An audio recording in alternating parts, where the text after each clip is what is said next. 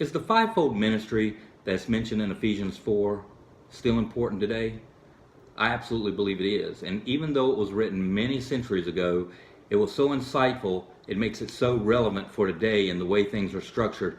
You'll see that the gifts that are mentioned in the fivefold ministry, those characteristics of those gifts very much match the personality test that corporations give today to make sure that they've hired the right person, that they have put them on the right seat on the bus. In other words, they fill the right role with them, because they know if they don't, then they take the chance of putting cracks in the foundation of their organization and will cause themselves a lot of problems.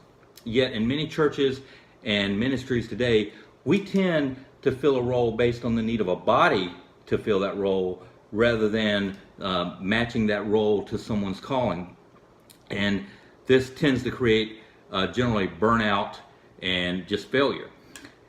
So when these gifts are developed and these gifts are taught, they need to be taught prayerfully, because if they don't, then what happens is the human element kind of causes problems. In each gifting itself creates its own problems, and we'll discuss that as we go through the giftings.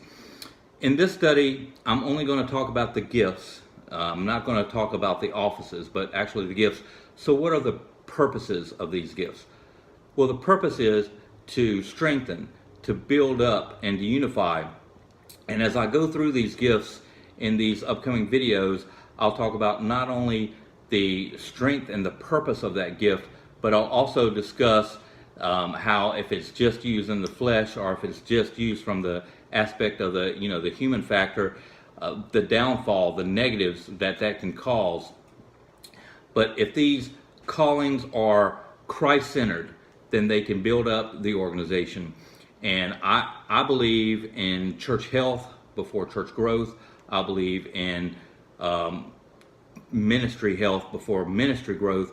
And I believe the fivefold calling, or the fivefold gifts, the fivefold ministry, are the answer to making this happen. Now, with our next video, we're going to go over the first one, which is the gifting of apostle. So until then, God bless.